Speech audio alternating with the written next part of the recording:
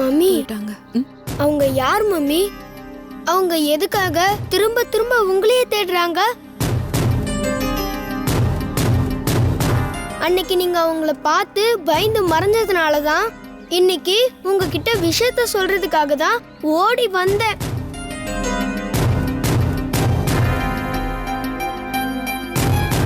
இப்பவும் பயந்து போய் என்னை இழுத்துட்டு வந்து இங்க மறைய வச்சிட்டீங்க. தப்பு பண்ணாதானே பயப்படணும்? நீங்க என்ன தப்பு பண்ணீங்க? யாருக்கும் எந்த தப்பும் பண்ண மாட்டீங்க. நீங்க ரொம்ப நல்லவங்களாச்சே. காயத்ரி, இங்கதான் மறைஞ்சிருந்தீங்களா? அவங்க போயிட்டாங்க. அசோக், பூஜா தனியா இருக்கா, நீ உள்ள போய் பாத்துக்கோ. சரி டாடி. போ. காயத்ரி, நான் உங்ககிட்ட பேசணும். ஏன் கார்த்திக்? சொல்றேன், தப்பா எடுத்துக்காத. இந்த நிமிஷம் நீ ஏதாவது பண்ணியே ஆகணும். அவங்க இப்ப போயிட்டாங்க, ஆனா உன்னை தேடி மறுபடியும் இங்க வரமாட்டாங்கன்னு எந்த நிச்சயமும் இல்ல. நீ இங்கதான் இருக்க, உன்னை நான் தான் மறைச்சு வச்சு பொய் சொல்றேன்னு அவங்க சந்தேகப்படுறாங்க. இந்த சந்தேகம் அவங்கள சும்மா இருக்க விடாது. திரும்ப திரும்ப இங்க வருவாங்க, நம்மள நிம்மதியாவே இருக்க விட மாட்டாங்க. அதுவும் இல்லாம அவங்க பார்வையில நான் ஒரு கெட்டவனாவே தெரிய ஆரம்பிச்சிட்டேன். இன்னைக்கு நடு ரோட்ல நானும் அந்த தண்டபாணியும் ஒருத்தருக்கு ஒருத்தர் சட்டையை பிடிச்சிக்கிற அளவுக்கு ஆயிடுச்சு. அத நினைச்சு பார்த்தாலே அசிங்கமா இருக்கு. சாரி கார்த்திக், எல்லாம் என்னாலதான். சேச்சே, நீ வருத்தப்படணுங்கிறதுக்காகவோ இல்ல நீ சாரி சொல்லணுங்கிறதுக்காகவோ நான் இதை சொல்லல. இன்னியோட இதுக்கு ஒரு ஃபுல் ஸ்டாப் வச்சுட்டா பெட்டர்னு நினைக்கிறேன். அவங்க விரட்டுறதும் நீ ஓடி போய் ஒளியறதும் இன்னும் எத்தனை நாளைக்கு தான் நடக்க போகுது?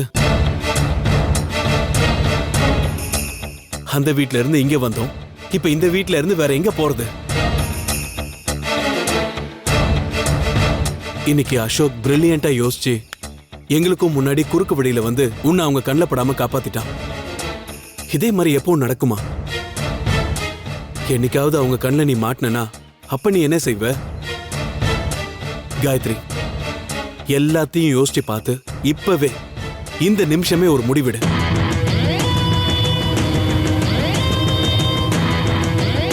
நாம முடிவெடுக்க தயங்குற எந்த ஒரு பிரச்சனையுமே லைஃப்ல மிகப்பெரிய கஷ்டத்தை கொடுக்கும். அப்படி ஒரு கஷ்டம் உனக்கு வந்துடக்கூடாதுன்னு தான் நான் இப்ப கஷ்டப்படுறேன்.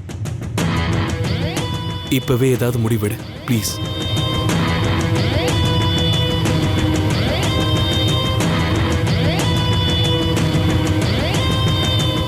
அசோக்கையும் பூஜாவையும் பத்திரமா பாத்துக்கோங்க.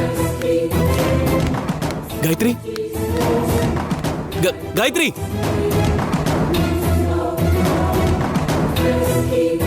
எங்க போறா? காயத்ரி,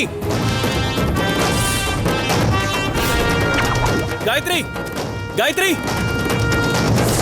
காயத்ரி, காயத்ரி நில்லு. காயத்ரி, காயத்ரி,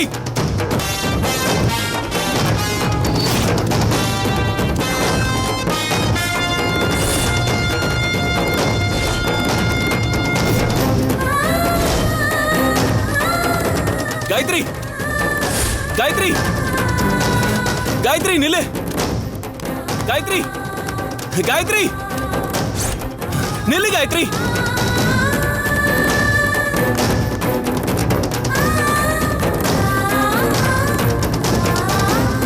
காயத்ரி உன்னதான்.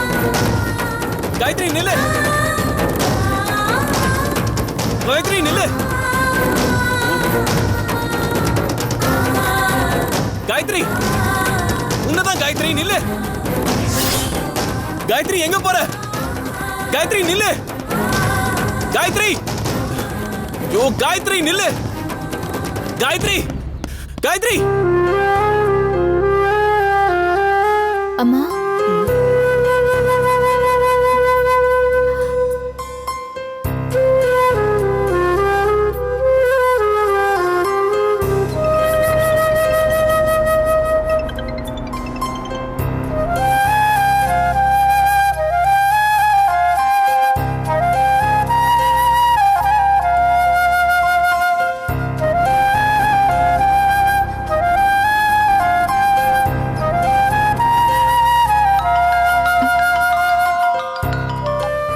Sir hello. சாரி சார், உங்களை டிஸ்டர்ப் பண்ணிட்டேன். அதெல்லாம் ஒன்றும் இல்லை ஜெயா. என்ன விஷயம் சொல்லுங்க. சார், அம்மாவுக்கு உடம்பு சரியில்லை சார். அப்படியா? என்னாச்சு? பயங்கர ஃபீவரா இருக்கு சார். டாக்டரை கூட்டிட்டு போய் காமிச்சிங்களா? என்ன சொன்னாங்க? இன்னும் டாக்டர் கிட்ட காட்டல சார். ஏன் ஏன் கூட்டிட்டு போய் காட்டல? அது வந்து டாக்டர் கிட்ட கொடுக்கறதுக்கு பணம் இல்லை சார்.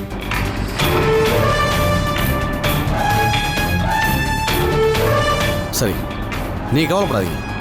நான் டாக்டர் கூட்டிட்டு வீட்டுக்கு வரேன். ஒரு 10 நிமிஷத்துல வந்துடுவேன். Okay sir. அம்மா, முத்தைய சாருக்கு கால் பண்ணிட்டேன். டாக்டர் கூட்டிட்டு வரேன்னு சொல்லிட்டாரு. இந்த ஏரியாவில் ஒரு லேடி டாக்டர் சரோஜினி இருந்தாங்களே அந்த லெஃப்ட்ல. ஆமாம் சார். அவங்க கிளினிக் போங்க.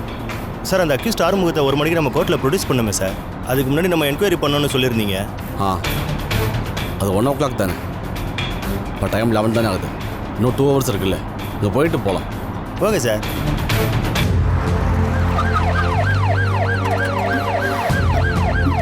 அம்மா, சார் வந்துட்டாரு. இரு. ஜெயா, ஜெயா வாங்க. சார் வாங்க சார். அம்மா எங்க? உள்ள இருக்காங்க. வாங்க டாக்டர், கொடுங்க. வாங்க, உள்ளதான்.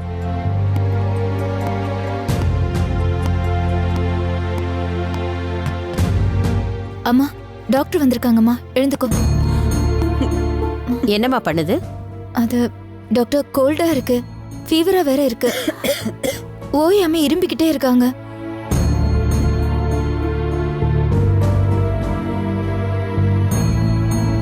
மூச்சை நல்லா இழுத்து விடுங்கம்மா.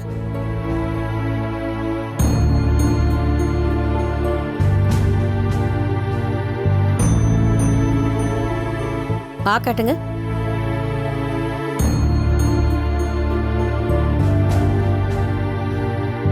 மேல பாருங்க.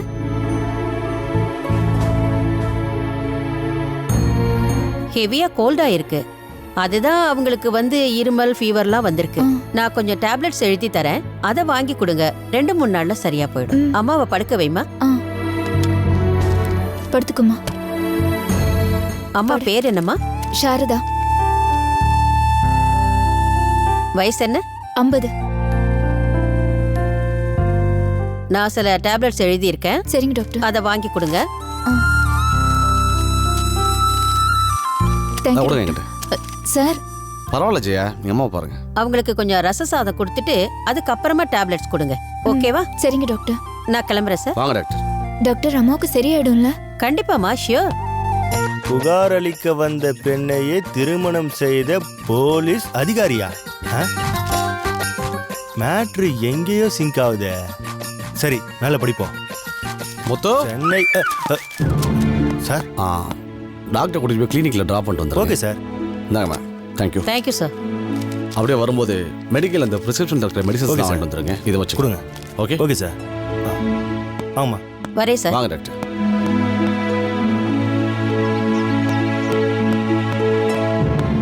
வண்டியில் உட்காருங்கம்மா.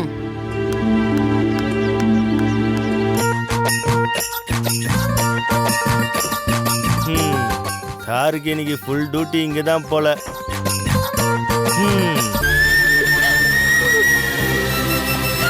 ஜெயா, அம்மா, எதுக்குமா இந்த கடவுள் நம்மள இப்படி படைச்சாரு? எந்த கஷ்டத்துக்கு மேல கஷ்டத்தை கொடுத்துட்டு இருக்காரு. ஜெயா எதுக்கு அழறீங்க? இல்ல சார், உங்களை நாங்க ரொம்ப சிரமப்படுத்துறோம். அதை நினைச்சாலே மனசுக்கு ரொம்ப வேதனையா இருக்கு சார். நீங்க இந்த மாதிரிலாம் பேசுறது தான் எனக்கு சிரமப்படுத்துற மாதிரி இருக்கு. இல்லைங்க சார், நீங்க யாரோ எவரோ, ஆனா கணக்கு பார்க்காம எங்களுக்கு இவ்வளவு செலவு பண்றீங்களே சார். இதுக்கெல்லாம் நாங்க எப்போ எப்படி நன்றி கடன் செலுத்த போறோமோ தெரியல சார். என்னம்மா நீங்க இப்ப என்ன பெருசா பண்ணிட்டேன், இதுக்கு போய் நன்றி கடன் இதெல்லாம் பேசிட்டு இருக்கீங்க? இல்லைங்க சார், எங்க அம்மாவுக்கு உடம்பு சரியில்லைன்னா கூட டாக்டர் கூப்பிட்டு ஃபீஸ் கொடுத்து வைத்தியம் பார்க்க முடியாத அளவுக்கு கேவலப்பட்டு நிக்கிறோம். ஏதாவது ஒரு வேலை கிடைச்சாலாவது எங்களோட செலவு எல்லாம் நாங்களே பார்த்துக்கலான்னு பார்த்தா அதுவும் கிடைச்சு தொலைய மாட்டேங்குது. எவ்வளவோ இன்டர்வியூக்கு போய் அட்டென்ட் பண்ணி முட்டி மோதி பார்த்துட்டேன் சார். எவனுமே வேலை கொடுக்க மாட்டேங்கிறான். பத்தாததுக்கு அந்த துர்கா வேற அவளோட இன்ஃப்ளூயன்ஸை யூஸ் பண்ணி எந்த வேலையுமே எனக்கு கிடைக்க விடாம செஞ்சிடுறா. இது எல்லாத்தையுமே மீறி இந்த உலகத்துல நான் எப்படி வாழ்ந்து காட்ட போறேன்னு எனக்கு தெரியல சார். ஜெயா, நான் தான் உங்கள்கிட்ட முன்னாடியே சொன்னேன்ல, உங்கள் ரெசியூம் எனக்கு நீங்கள் ஃபார்வர்ட் பண்ணுங்க. நான் கண்டிப்பாக ஏதாச்சும் உங்களுக்கு வேலைக்கு அரேஞ்ச் பண்ணுறேன். உங்கள் அம்மாவுக்கும் நீங்கள் தான் தைரியம் சொல்லணும். நீங்களே இப்படி அழுதுகிட்டு இருந்தால் என்ன அர்த்தம்? உங்கள் வேலைக்கு நான் பொறுப்பு, போதுமா? அழாம முதல்ல உங்கள் அம்மாவுக்கு போய் ரசம் வைக்கிற வேலையை பாருங்கள். ரசம்லாம் வைக்க தெரியும்ல? போங்க சார், அதெல்லாம் நல்லாவே தெரியும். இந்த மாதிரி சிரிச்சுக்கிட்டு இருந்தா எப்படி இருக்கு? அதை விட்டுட்டு இப்படி அழுதுட்டு உட்காந்துருப்பீங்க. அம்மா, நீங்கள் ஒன்றும் கவலைப்படாதீங்கம்மா, சாதாரண ஃபீவர் தான், சீக்கிரமே சரியாயிடும். சரி ஜெயா, நான் கிளம்புறேன். சரிங்க சார். முத்து டேப்லெட் வந்து கொடுத்துட்டு போயிடுவோம். ரொம்ப தேங்க்ஸ் சார். ஐயோ பரவாயில்ல, வரம்மா. அம்மா, நீ படுத்துக்கோ, நான் போய் ரசம் வச்சு சாதம் கரைச்சி கொண்டு வரேன்.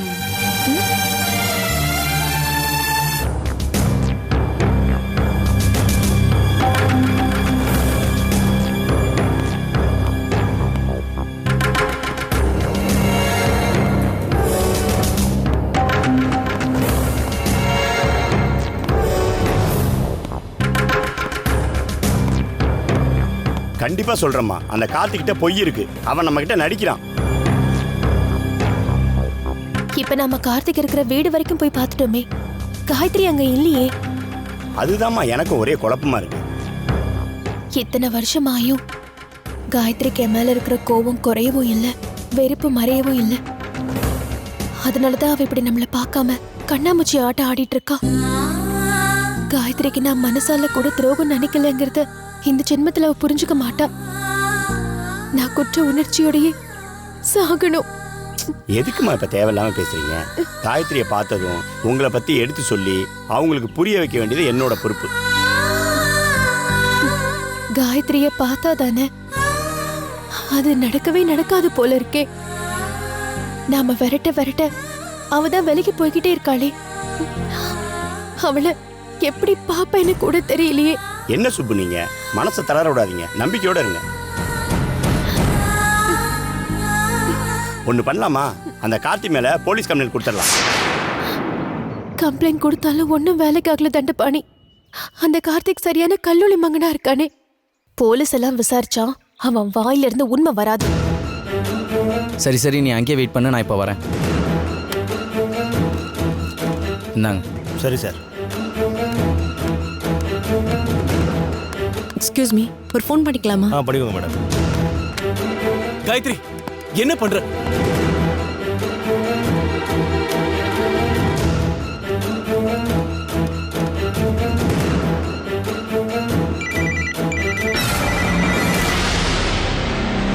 உங்களுக்கு ஃபோன் வருதுமா?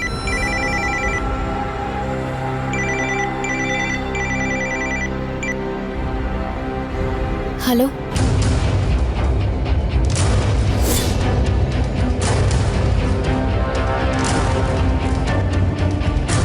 ஹலோ, யாரு? நான் காயத்ரி பேசுறேன்.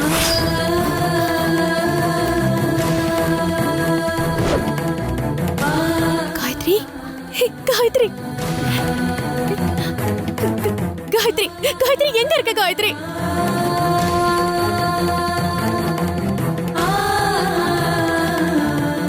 ஹலோ, ஹலோ, ஹலோ, நான் பேசுறது கேக்குதா? காயத்ரி பேசு. காயத்ரி, காயத்ரி எங்க இருக்க?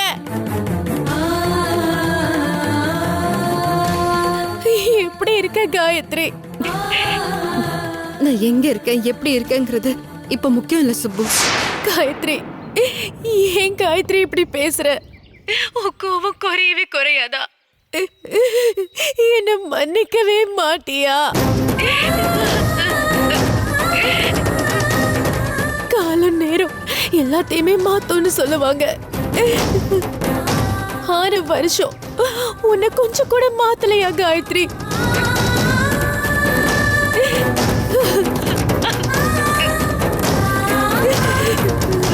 காலத்தால இல்ல, அந்த கடவுளால கூட என் மனசை மாத்த முடியாது. ஏன் இப்பவும் அதே மாதிரி பேசுற? என்ன புரிஞ்சுக்கவே மாட்டியா? உன்னை புரிஞ்சுக்கிட்டதுனால தான் நான் பிரிஞ்சு வந்தேன். காயத்ரி, நீ என்ன தப்பா புரிஞ்சிட்டு இருக்க. நான் உன்னை சரியாதான் புரிஞ்சிட்டு இருக்கேன்.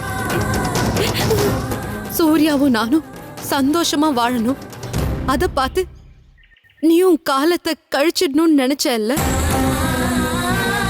ஆனா நான் என்ன ஆசைப்பட்டேன் தெரியுமா? இந்த உலகத்திலேயே நீயும் சூர்யாவும் தி பெஸ்ட் ஹஸ்பண்ட் அண்ட் வைஃபா வாழணும்னு ஆசைப்பட்டேன். ஐயோ ப்ளீஸ், என்ன பேசுற காயத்ரி? எனக்காக சூர்யா உன்னை அந்த வீட்டுக்குள்ள சேர்த்துக்கிட்டாரு. நான் உனக்காக சூர்யாவையும் அந்த வீட்டையும் விட்டு வெளியே வந்தேன். காயத்ரி,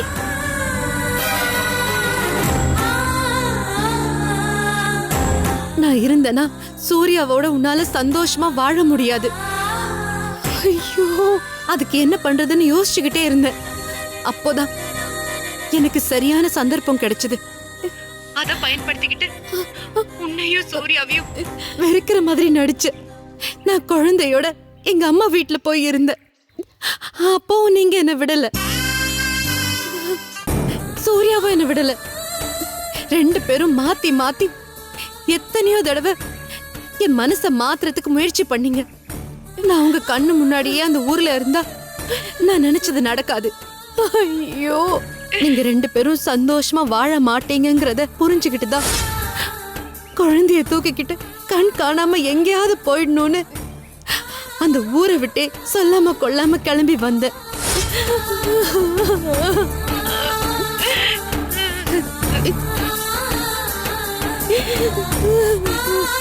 கொஞ்ச நாள் வரைக்கும் அங்க இங்கன்னு தேடி பாப்பீங்க. நான் கிடைக்கலன்னதும் மனச மாத்திக்கிட்டு உங்க வாழ்க்கைய வாழ ஆரம்பிச்சிருவீங்கன்னு நான் நினைச்சேன். நான் நினைச்சது நடக்கலங்கறத 6 வருஷம் கழிச்சு இப்பதான் அதை தெரிஞ்சுக்கிட்டேன். சூர்யா நினைச்சு நினைச்சு மனநிலையே சரியில்லாம போயிருக்காரு. நீ அவரையும் கவனிச்சுக்கிட்டு என்னையும் தேடி தெரிஞ்சிருக்க. ரெண்டு பேரும் எவ்வளவு கஷ்டப்பட்டிருக்கீங்க.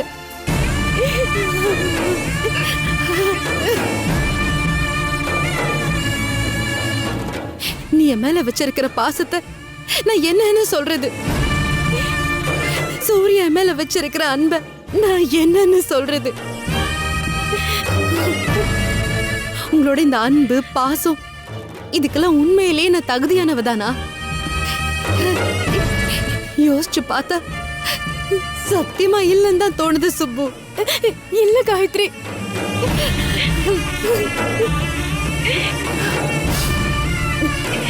போனவ போனவளா இருக்கட்டும்னு தலை முழுக்கிட்டு நீங்க ரெண்டு பேரும் சந்தோஷமா வாழ்றதுக்கு என்ன பண்றதுன்னு பார்க்காம என்ன தேடி தேடி உங்க வாழ்க்கையவே தொலைச்சிட்டீங்களே.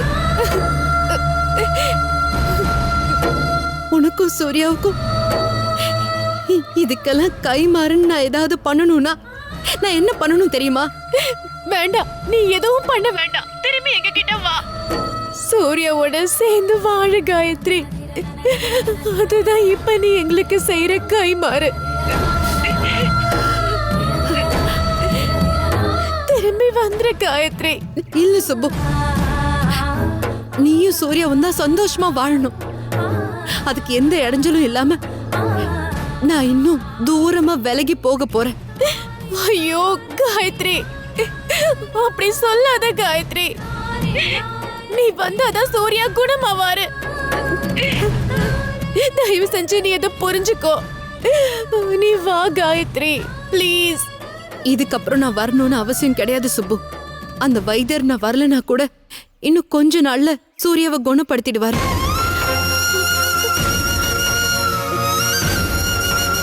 குணமான சூர்யாவை கூட்டிட்டு போய் சந்தோஷமா குடும்பம் நடத்துற வழியை பாரு. அப்போ நீ வரமாட்ட. உனக்கு என்ன பெரிய தியாகின்னு நினைப்பா? விட்டு கொடுத்துட்டு போறியா? உன் மனசுல என்ன பெரிய மகாத்மான்னு நினைப்பா? தியாகம் பண்றதுக்கு மகாத்மாவா தான் இருக்கணும்னு அவசியம் இல்ல. சராசரி மனுஷியா இருந்தாலே போதும் சுப்பு.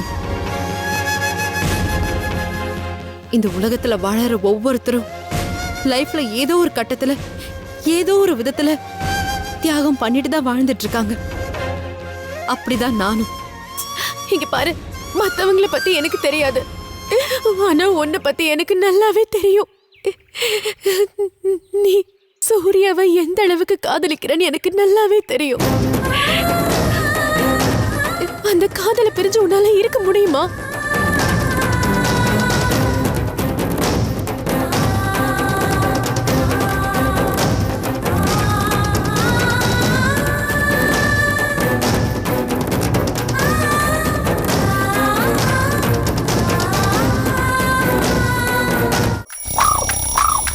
நான் ஒன்று நினைச்சா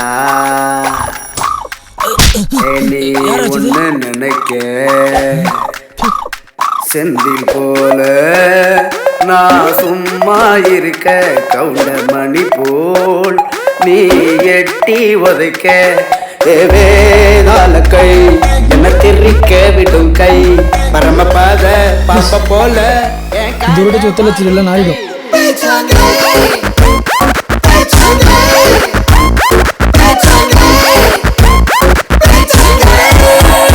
என்ன வாழ்க்கை.